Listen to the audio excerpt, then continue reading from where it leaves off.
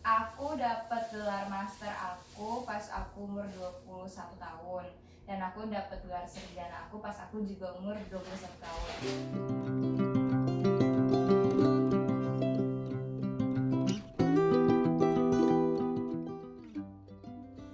Safira, gadis cantik Indonesia, lahir di Columbia, South Carolina, US 22 tahun silam. Safira adalah anak sulung dari dua bersaudara. Safira sosok gadis zaman now yang ramah, smart, dan menyenangkan. Safira adalah inspirasi generasi muda Indonesia. Hello and welcome back. This is another edition of Debbie and Charles. So if you haven't liked and subscribed, go ahead and do so now, and don't forget to ring the bell. So we're doing something a little bit different this time. I'm here with Safira. She is the daughter of one of Debbie's very good friends that Debbie has known for 35 years. Safira is here in New York. We're all here in New York, but Safira's here for a special reason.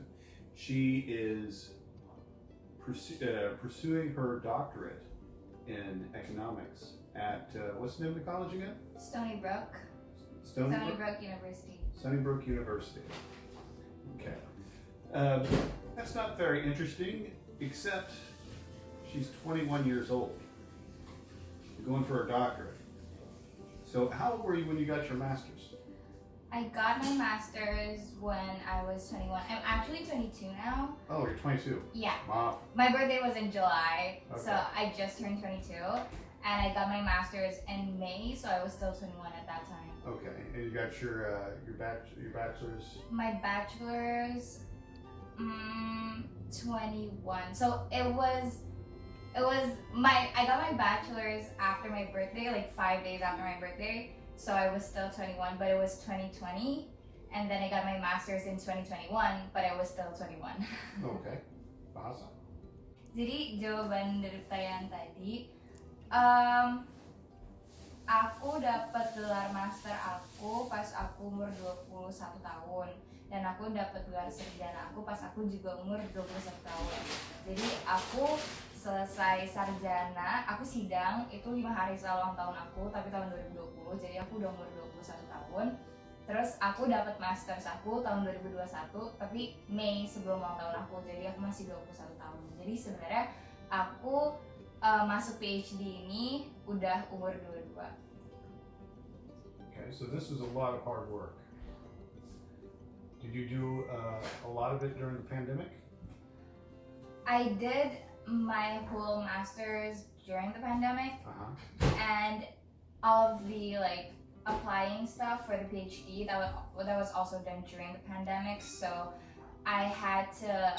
There was a professor at UT where I took my master's who guided us when we were applying for PhD. So I think we were supposed to do that face to face, but since there's a pandemic, we had to do that from Zoom, and then we had to ask for recommendations and all this stuff from Zoom. So it was pretty tough. I mean, with the time difference, I had to I had to do my master's at 2 a.m. or 3 a.m. and then I had to meet with my professors also at that time, or maybe at 8 p.m. in Jakarta time. So it was pretty tough, but yeah. There was basically nothing we could do about it. So, yeah, your sleep schedule was all messed up. Yeah. Jadi tadi pertanyaannya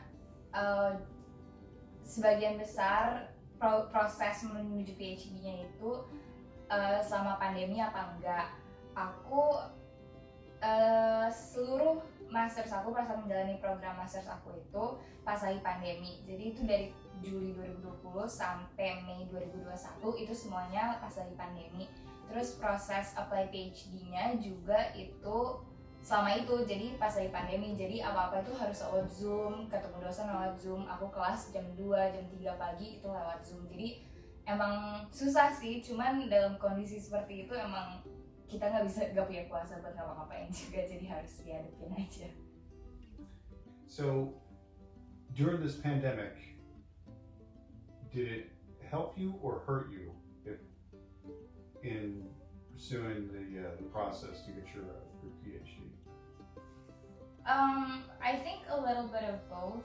Like, it obviously hurt a lot of people, and like it's obviously tough doing like a master's, like a higher level of education through Zoom. Like, everything has to be done through Zoom. But I guess, Yes, but if you're locked down pretty much in your house, right? yeah. So you had to focus on that, so you didn't have any other type of outside influences. Yeah, but the lockdown in Indonesia isn't like 100% a lockdown. No. So yeah, you could like go outside.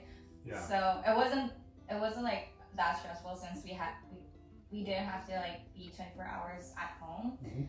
So yeah, it's hard because like I feel so I actually changed majors. I did civil engineering for my bachelor's, and then I did economics for my master's. And like that transition obviously was hard.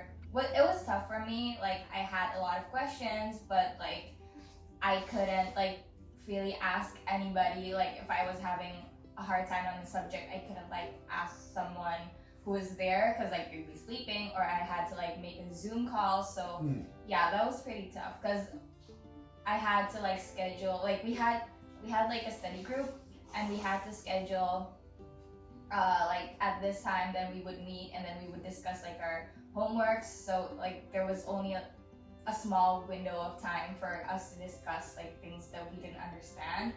And yeah, that was pretty tough. But I had to do mostly I had to do studying mostly alone. It was like mostly an individual thing because of the pandemic. So yeah, that was hard. Okay, awesome. Oh iya. Jadi selama pandemi ini, pas aku menjalani masters, aku merasa keberatan karena aku ngambil sarjananya itu teknik sipil, terus aku S2-nya ekonomi. Jadi pasti susah kan transisinya dari ilmu teknik sipil ke ilmu ekonomi. Jadi dan karena pandemi, aku kalau mau nanya orang juga susah. Maksudnya kalau ada yang aku nggak ngerti, biasanya kan kita bisa tinggal datengin orang terus nanya, ini apaan sih, gue nggak ngerti gitu. Tapi kalau misalnya pas pandemi dan kayak beda negara, jadi kita harus kayak ngejadwalin Zoom, abis itu ketemuan jam segini, terus baru kita bahas apa yang kita nggak ngerti. Jadi kayak emang ada waktunya, nggak bisa kayak aduh gue tiba-tiba nggak ngerti, terus kayak nggak bisa ditanya saat itu juga, harus nunggu waktu buat kita ketemunya. Terus iya sih, jadi kebanyakan aku merasa selama aku menjalani masters itu lebih ke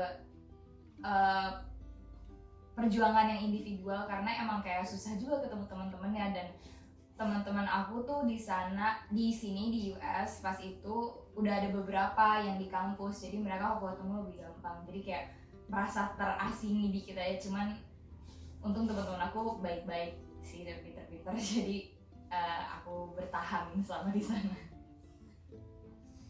Oh, you mentioned you were in civil engineering first. What made you want to switch?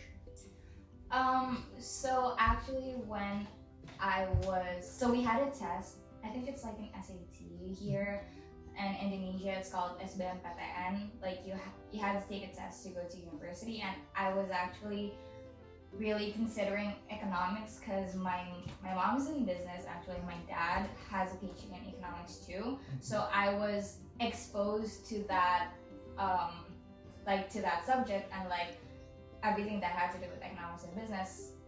From an early age, so I was actually interested in that. But when I was in high school, so you had to take like social science or science, and I took science.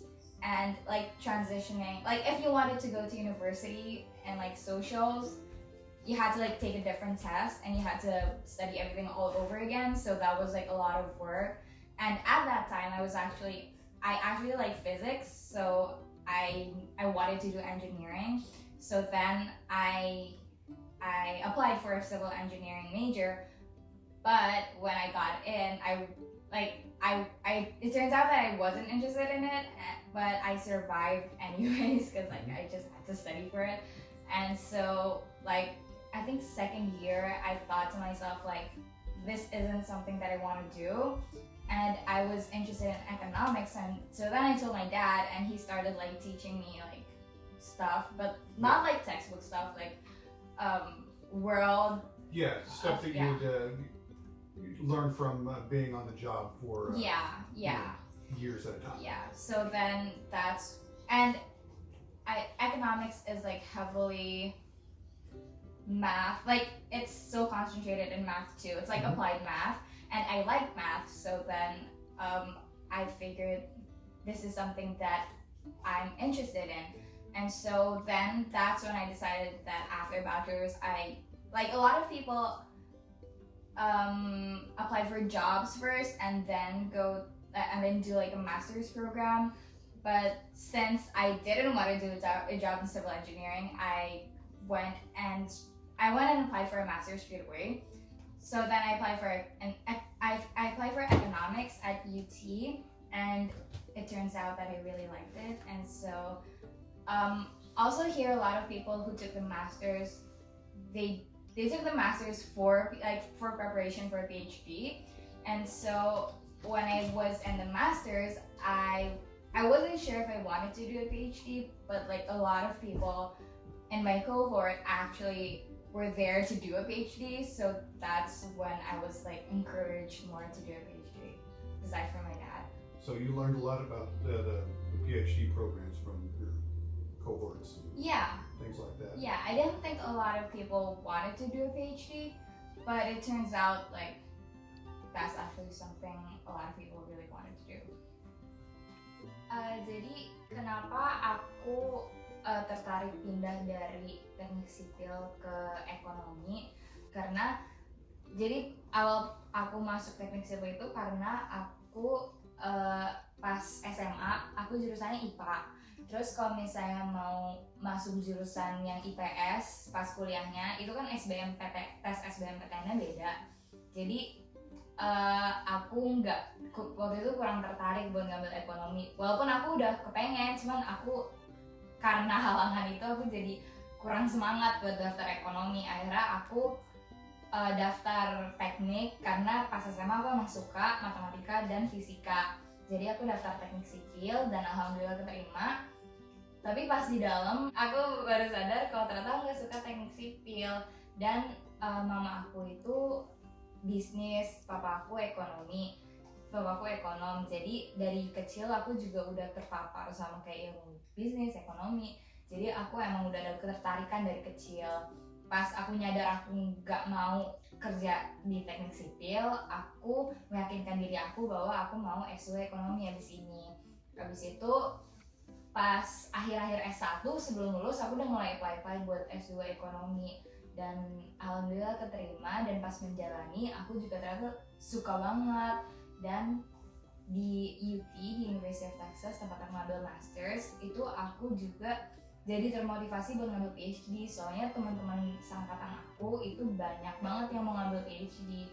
Awalnya karena aku kira aduh berat banget PhD, terus gak kayak dikit banget nih yang mau PhD, jadi aku kayak agak minder gitu kan. Terus ternyata teman-teman aku banyak yang mau daftar,